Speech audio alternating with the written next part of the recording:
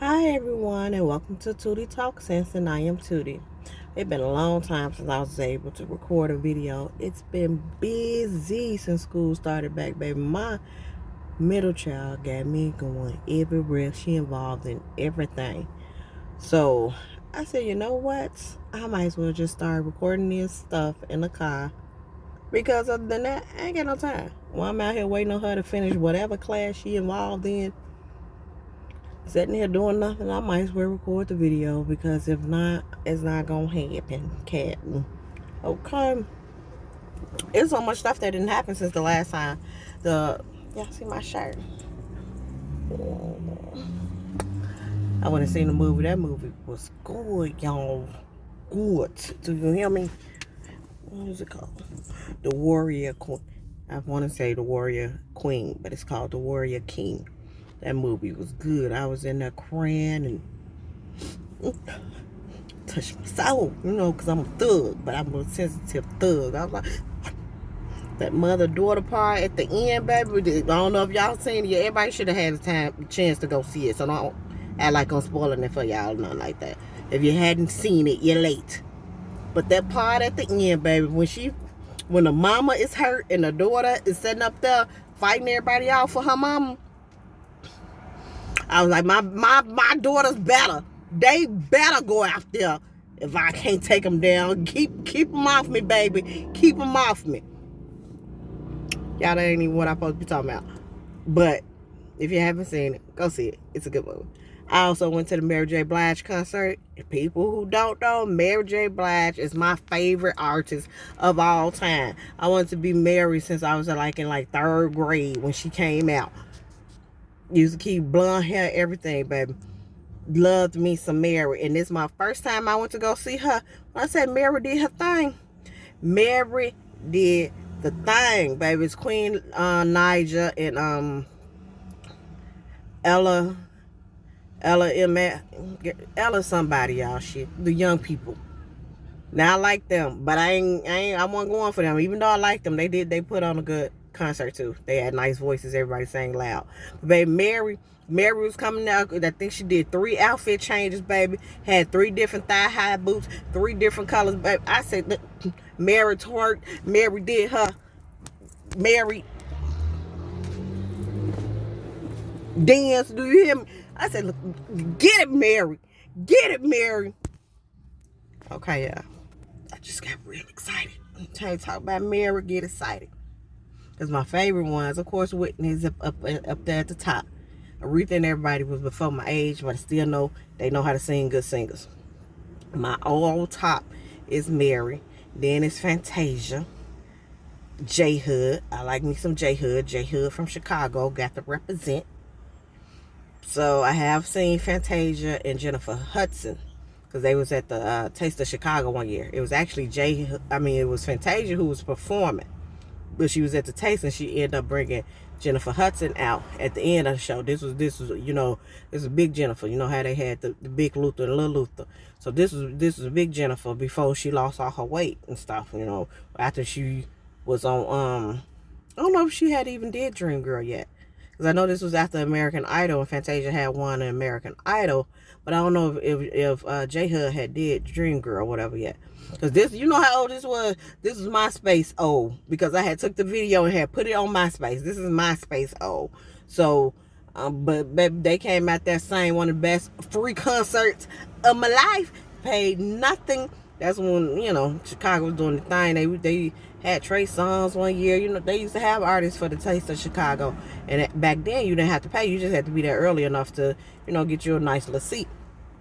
And I haven't been back to Taste of Chicago since, because they get ignorant and wild.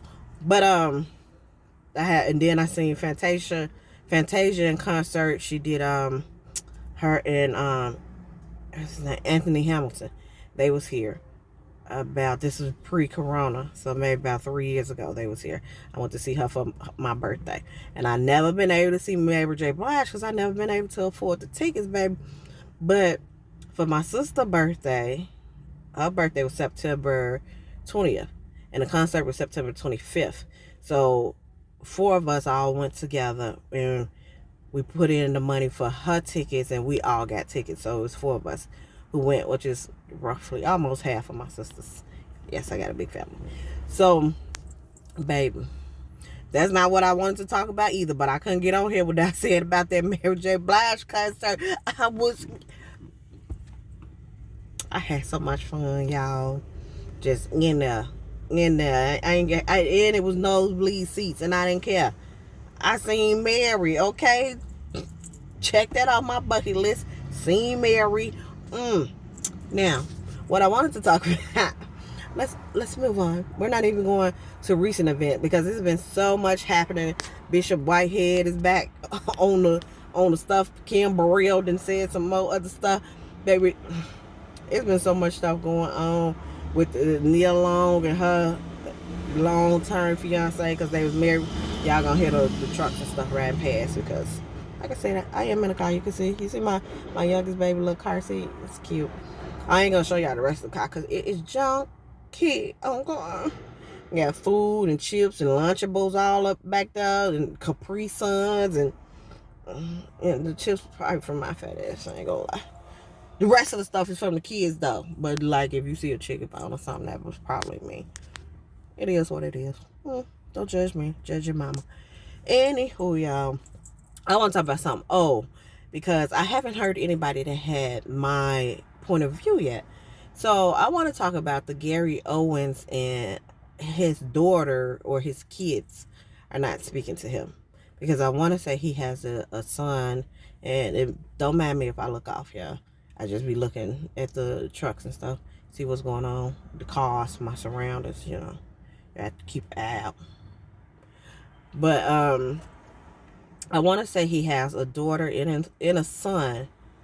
But I know one of the sons is he raised, but it's not his biological kid.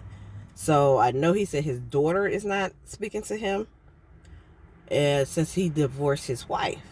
So and he called himself going around and he's talking about.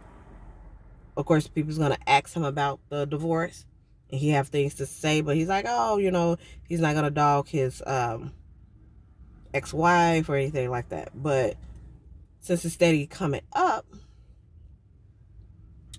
and they're saying, why do you think your daughter's not talking to you? Like you didn't have to do something. And they say like a lot of people are taking a view that it's the ex-wife who are turning the kids against him, or it's the kids who have to, 9 times out of 10, the kids are gonna ride with mama.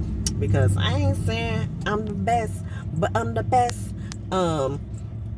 But there's a reason, like kids, especially because his kids are grown. His youngest kid, I want to say he said is 20. I know she's in college. So it's like it's not like these kids are little kids. They're not little babies. That's one point he wanted to get across as far as his ex-wife is saying that he's a deadbeat. But even if your kid in college, they still need their dad. So you could still be a deadbeat because your kids gonna forever still be your kids. Now I don't know why she calling him a deadbeat if he not paying their college anymore, or he said he tried to see the kids, but they refused to see him. Now, the point, like I was saying, the point of view most people are taking is that, it's the ex-wife who's turning the kids against him. And I said I just didn't see the point of view of coming from that it's not the ex-wife. I'm not saying he may think, because Gary said, I never did anything wrong. I have always been there for my kids. But then at the same token, you say you spent a lot of time over on the road.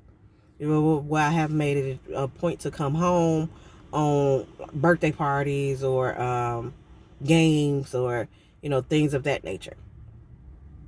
And that's just a small percentage of time to be there for the kids.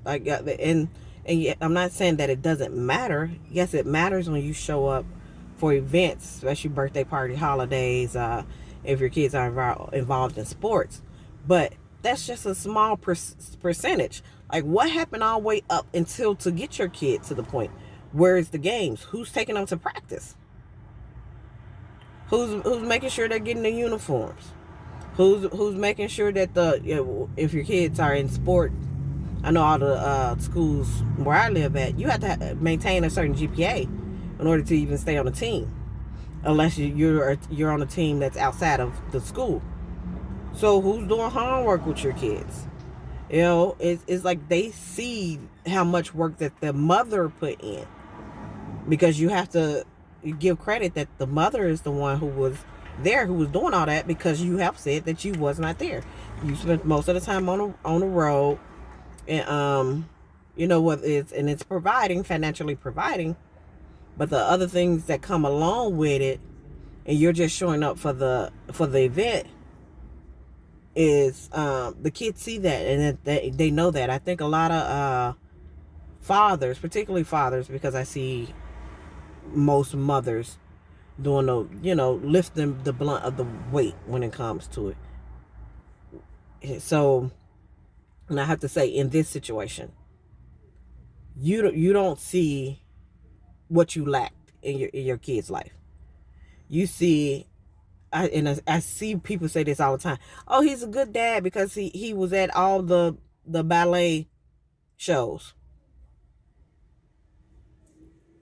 You should have been at all the ballet shows. And the ones, the men who's not, is like, you women have a problem with y'all giving men credit for being normal, doing the bare minimum basic, and you're just like, that's great. When women are out here working their tail to the bone and doing everything else in the background, and all the men are doing is showing up at the event and they're getting credit for it, or you expect to get some type of praise, a hand clap, for doing bare minimum, showing up for your kid. You should show up for your kid. And then what I think that he's not taking account for, this is what he said out his own mouth. He left 3 times before this. This is just the final time, and they're actually going through with a divorce. He said he'd been unhappy for a long time or whatever. He tried to leave, or he left on 3 separate occasions. Do you know how devastating that is for a kid? Like, I haven't been through it. My kids haven't been through it, but I am friends with people who went through a divorce where the person have left before, came back, and then still end up leaving. But when you leave, the whole dynamic of that household is through all. Like, 3 different times. Now this is the 4th time they're grown, fine. But those 3 other times where your kids was kids, do you know how upsetting that is for a child, that their whole world is going to change? You know, they may have been, used to you not being there, but the idea that their mom and their dad is together. My dad is going to be completely gone. Not dad at work, but dad's going to be completely gone. And to, like, do that 3 different times to a kid, I'm assuming that the kids knew, because he said he left 3 different times. Now, it's possible he could have left and not told the kids, but if you're a good dad, I don't see that's happening. I would assume the family would sit down and discuss that, me and your mom are separating in the way, because life is going to be different now, and discuss that over with the kids. So to leave 3 different times, and you came back, but to leave 3 different times, and you're that could weigh on your child mind, as far as you may be leaving because you don't want that woman, but at the same time, the kids could be, what is wrong here that you don't want us, and why are you steady trying to leave us, and you're already not at home because you're traveling to make money, when, depending on the age of the kid, they can't understand, bills and stuff need to be paid. What they do know and see is that dad is not here. And then I can say personally, baby, my middle child is a whole something else. If I ain't there to mediate between her and her dad, man, she's just only 8. They will get to yelling and argue. I said, baby, you better hope that I don't never pass before you, because I pass for you. You and these girls gonna be in here fighting and everything, because she go back and forth, and she got to have the last word. I got to step in, because he'll be tough on her, and I'm like, he needs to discipline her, but he'll be so tough, and because he has all girls, he's like, well, they need to be stronger. There's no male in the house. I need to teach, blah blah blah. So he'll be more tough on I feel like the middle child, because she got a mouth. She got a mouth. She got to be heard. She got to, she's very independent. She's very like, oh, I'm gonna say, you're not listening. No, no, no, you're not listening. And we was raised in the 80s. You don't talk to your parents like that. So it's a lot of me mediating in between, the father and the kids that, most women who are good moms, good wives, or baby mamas, whatever that you have, and wants to keep peace in the household. We come in between that a lot, and I don't think that women get that credit, that we come in between and we straighten things out a lot. Whether it's either, hey, don't talk to your dad like that, don't talk to adults like that, that's not respectful, or he'll come and say, hey, I said what I said, that's it, not explaining it. And I'll go behind and be like, hey, look, you was doing this is why he's upset. Especially girls, where we're more emotional and talking, and men are a lot of men are not, and the men are the father. A lot of fathers are not. It's come in with the deep voice and that's it. So I go back and explain to her, hey, this is what made your dad upset. This is why he was, this is why his voice raised. This is what you can't do. This is considered disrespect. I wasn't trying to be disrespectful. I just needed my point to go across. You think I'm talking about a teenager? No, I'm talking about my 8-year-old. I'm talking about my 8-year-old baby. But a woman, the mother, a lot of times come and mediate that. I do it. She'll say in a heartbeat, he always talking. Don't do that. Like it's funny at the end of it. It's funny in my mind. I don't be laughing out in public. I don't be laughing out in her face. But she say some stuff that is hilarious that I just cannot laugh at, because it's borderline. It is disrespectful. Not even borderline. It's disrespectful. So I can't let her know that stuff is funny, because I don't want her to be disrespectful to her father. But she'll come to me and she'll talk more to me about what's going on, where she can't talk to him because it's more emotions, or it's him. He'll be upset, or he'll feel like it's talking back, or she talks a lot and he do not. So he's just like, okay, what? So they talk more with the anime, with the comic books, with the playing video games. They'll talk about that stuff more. But a lot of the time, the women will come in, and when a child is upset with the father, we are the one who emotionally calms them down. We emotionally soothe them when they sick. We are the ones who are taking care of them when they sick. When they need to go to doctor's appointments, dentist appointments, when school projects and things like that, of that nature. Most of the time, not saying all the time, because I do know some father who's very involved in all of it, in all parts of it. School project, the ballet, learning dance routines and everything. But I'm saying, for majority of the people that I know, that it's the mothers who's doing this, and that some people would think that, oh, when a parent split up and a child sides with the mother, it's because the mother is talking bad about the man. But sometimes it's not that the mother is talking bad about the man. It's just that the mother was the one who was always fixing it. She was the one always fixing our relationship. She was the one who was always, when your kid was upset at you, and probably rightfully so, your kid was upset with you, the mother was the one who going in there smoothing it over. And so that you don't have to necessarily talk bad about the father, because my father did not stay together.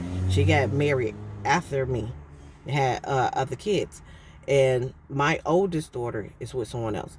And so I was raised, my mom did not talk bad about my father. And when my oldest daughter, I do not talk bad about them, because I feel like if you talk bad about the other parent, then yeah, you can persuade them to not like that parent.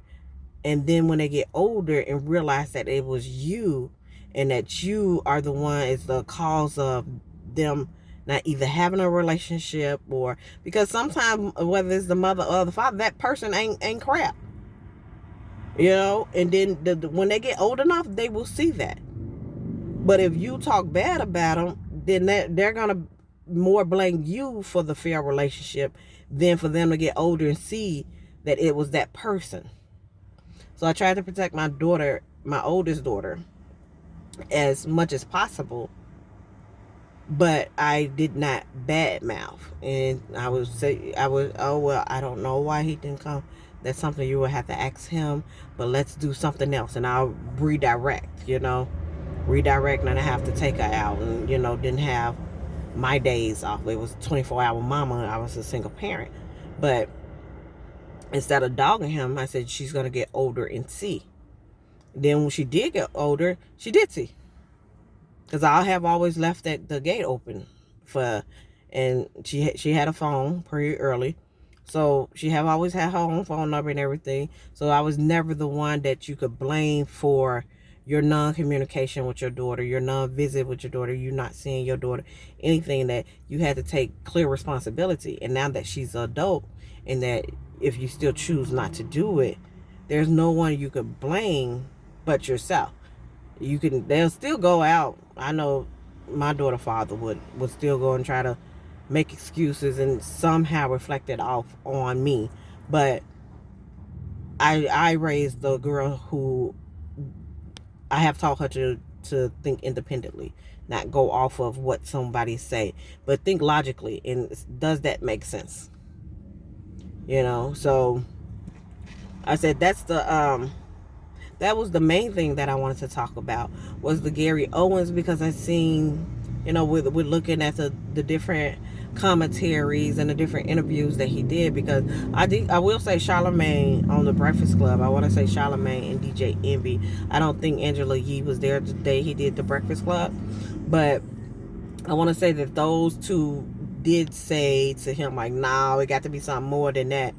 Because at the end of the day, if you're a great father to them kids, all their life you was a great father, and then their mom and you split up, but they're not gonna not talk to you, even if it's behind. Even if they think the mom's gonna be upset and I want to be on the mom's side, they will sneak and talk to you. What's that I just seen? The Staircase. And you see that with the man who they took him to jail because they think he pushed his wife down the stairs and killed her in the staircase. Even that man, and that was her biological mama. He wasn't even the biological daddy of one of the girls. And this is the whole, they thinking they was on that man's side. Like, no, he wouldn't do anything like that. When you have been good and involved in your kid's life, there's nothing nobody could say up under the sun is gonna make them kids be like, I ain't dealing. For him to go to the girl, he said he went to her college room and everything, she would not answer the door. That's not your mama turned me and you 20. You got 20 years in of being a great dad, and she's just like, oh no, you divorced mom, no, I never want to talk to you again. No. For me personally, I feel like just what he said of 3 times of separating. You left 3 times within these kids, and this is before they became adults. You left 3 times, so you turned their life upside down 3 times. I don't know if you thought you was staying there for them. I hear people say that all the time. Oh, well, I'm gonna stay till the kids get adults. I'm gonna stay there. How? If you miserable and she miserable, that means that household is miserable. Even if you miserable, you can tell when one partner miserable and the other one's happy. Did you fake the whole time? Because it's still gonna be an unhappy household. So if you just provide money, but it's an unhappy household, your kids see it. There's something else going on in that dynamic than just, oh, I left the mom and now the mom talking crap and the mom turned to you. I'm not saying that does not happen. That does happen. I have seen it with women. I'm like, that's a shame. That does happen. But at 20, I don't think that's at 20 when you've been a great dad. You may have been a great dad in your opinion, you may have been a great provider, but the emotional element of being there, you may not know parts that you miss. Not saying that you was a bad dad, but you may not know, especially for a girl, you may not know the parts that you missed. That it just does not seem logical that girl is just like, oh, well, you divorced mom, I never want to talk to you again. No. Especially little girls love their doggone daddy. I know I was a daddy's girl. There was nothing my mama could say, and I was little. Whatever. Wait till my daddy come. So I said, and I'm like, it's crazy that a lot of the people, but he have been interviewing with mostly, men. But I said it's crazy that a lot of them are taking a stance. Oh no, she got to be talking back. She got to be where you need to tell them your side of the story. They probably don't even care about your side of the story. They probably care that, she did so much that you done left the life 3 times, turned their life upside down 3 times. And she's there picking up the pieces and stuff those 3 times you did leave. And then now you just, what it would use, what you waited till they got grown. Like, no, it was like, now, oh, well, you strong how long all this time making her think there's no telling what those kids are thinking. And her absolutely, I know the wife was on the internet, and it seems like the wife is hurt. So whatever happened, I don't know if they're gonna have NDAs or what, but whatever happened, it seems like it's more than he's just, oh well, if y'all wait till it come out, y'all wait till it come out, y'all wait till it come out. But seems like whatever happened, it's more than, of course, what is being said on either part, on the wife part and on Gary part. That there's more to the story, there's more to the situation. But I wish people would take a more deeper, in-depth dive into it than to every time be like, oh, it's that woman. It's that woman who's talking bad. Now, I understand. Now, she did have a son that Gary was involved in. She had a son before she got with Gary. And Gary did help, and this boy is black. But Gary did help raise this boy, and I think he said he paid his way through college. Now, I would understand from that son point of view of, okay, well, no, I'm not really finna reach out to you right now because she is my mom. Like, I know you did all this and stuff for me, but that is my mom, and it may hurt her feelings. So I have to show some type of loyalty to her. That son I understand, but the other ones are your biological kid. So yes, some women will be offended. Yes, some will be upset. But even if you are an actively involved father, a lot of kids will even, as a grown up, because their mama don't know everybody they call and everybody they go see. Not at 20. You know what I'm saying? If they was living up under her house, then yeah. But like they were at school and she didn't answer the door. It wasn't like her mom was in a room with her. You came to the dorm room. She didn't answer the door. There's something more than your mama's just talking bad about me. There's more to that situation than that. That's just my point of view, y'all, because, I didn't see that point of view out there. I seen most people saying that, oh, the mom have to be talking mess, or there's something more that happened as far as the divorce being public and maybe the kids found out that way and stuff like that. I was like, it don't necessarily have to be that deep. It could be, he done left 3 times, turned their life upside down 3 times. And doing them 3 times, even though they was in the house and showing love and everything, they could have been upset with them. But the mom is let it go, because women do that. You got a good woman, them kids upset with you and ain't really trying to deal with you. She gonna go in there, baby, let it go. We are family. We need to stick together. We need to blah, blah, blah, blah, blah. She probably did that 3 different times when you left. And now that these kids are grown, they don't have to listen to mama to say, forgive dad. Let's be a family. That's your dad. They don't got to listen no more. They gonna be F dad. It's the 4th time he done did this bull ass. Who think you is? You just don't come in. and come and go as you want and pick us up as a family when it's beneficial, then drop us.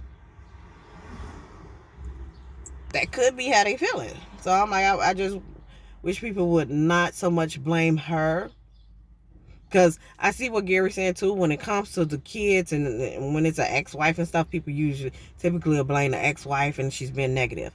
But when it comes to divorce, people always assume that the man cheats. So I guess it's a catch-22 where it ends up evening out. But y'all tell me how y'all feel about that. Drop some comments, and if you feel completely opposite, comment, like, subscribe, and I'll holler at y'all later on the next video for the next topic, okay? Bye.